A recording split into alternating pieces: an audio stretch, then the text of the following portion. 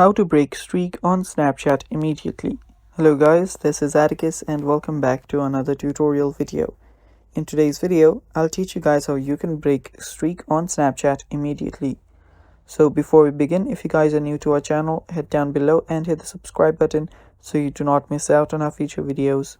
Now, let us begin. So the first step is you'll need to have the updated version of Snapchat. If you have that, you can open it up, make sure that you're logged in into your account. And after you open it up, swipe and you should be on your friends section.